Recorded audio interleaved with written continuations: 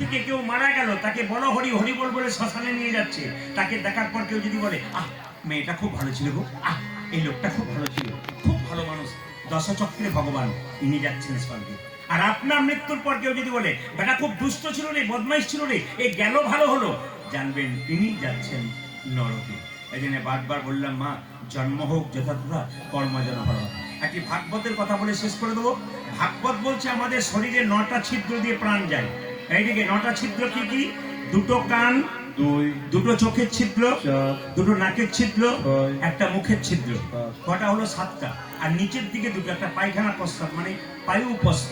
এখন লক্ষ্য করুন, যদি এই 7টা দরজা দিয়ে কারো প্রাণ যায়, উনি 100% ভাগবত বলছেন স্বর্গে যাচ্ছেন।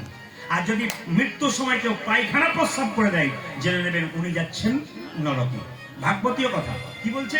যদি কেউ পায়খানা প্রস্রাব মৃত্যুর সময় করে, জানবেন উনি নরকে। যেমন দেখবেন কেউ গলায় দড়ি নিয়ে যদি মারা যায়, ওকে ভালো করে লক্ষ্য করবেন ও পায়খানা বা প্রস্রাব করে ফেলে, তার মানে উনি তো বুঝিয়ে দিচ্ছেন আমি গলায় দড়ি না, আমি তো নরকে চলে যাবো। কেউ দেখবেন বিষ খায়, ওকে লক্ষ্য করবেন ও পায়খানা প্রস্রাব করে ফেলে, তার মানে কি? উনি নরকে যাচ্ছেন। এই জন্য বারবার বলবো একটা কথা, কেউ যদি আপনাকে খারাপ কথা বলে, আপনি তার জন্য বিষ খাবেন, তার জন্য মরে দেবেন, তা নয়। কেন বলুন তো? যে ভাড়া বাড়িটাতে আপনি বাস করবেন, যদি ভাড়া বাড়িটা আপনি ভেঙে দিন, তার জন্য মালিক কিন্তু আপনাকে শাস্তি দেবে। তাহলে এত সুন্দর বাড়িটা যে গোবিন্দ দিয়েছে, তাকে যে অন্যায়ভাবে আপনি হত্যা করেন, তার জন্য তো গোবিন্দের কাছে শাস্তি আপনাকে পেতেই হবে। এই জন্য আপনাদেরকে বলে রাখি, দুঃখ যতই হোক, কষ্ট যতই হোক, ভগবানের কাছে স্মরণ করবেন, প্রভু আমাকে যে যা বলছে বলুক, আমি যেন তোমার চরণে রাখতে পারি এবং তোমার সেবা করতে পারি। আমি বারবার সবাইকে নিবেদন করব, সুখ পেতে গেলে একটাই পথ আছে, সেটা কি বলুন তো?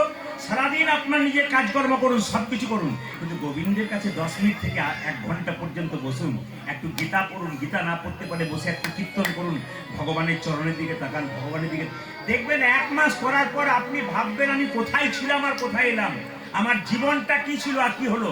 ও মা পাড়ার 5টা লোকের সামনে বসবেন, ও নিন্দে কুচ্ছ করে করে বেড়াবে, আর আপনি গোবিন্দের সামনে বসবেন, আপনার মনটা শীতল হয়ে যাবে, আরো গোবিন্দের প্রতি প্রেম জাগবে। তাহলে কি বললাম মায়েরা? এই যে চোখ দিয়ে প্রাণ গেল কি করে বুঝবেন? তাকিয়ে তাকিয়ে যে মরে, তার মানে তার চোখ দিয়ে প্রাণ গেল। হা করে যে মরে, বুঝবেন তার মুখ দিয়ে প্রাণ গেল। কান দিয়ে প্রাণ গেল কি করে বুঝবেন? কানের ফুটো খসখসে মোটা হয়ে যায়। নাক দিয়ে প্রাণ গেল কি করে বুঝবেন? নাকের ফুটো খসখসে মোটা হয়ে যায়। এই দেখে বুঝবেন নাক দিয়ে প্রাণ গেল। ভাগবতীয় কথা বললাম। আসুন, মহাপ্রভু একটা সুন্দর কথা বলেছেন, 10এ 5এ সবে মিলে দাঁড়েতে বসিয়া কীর্তন করহ সবে, হাতে তালি দিয়ে। চৈতন্য চৈতালিতে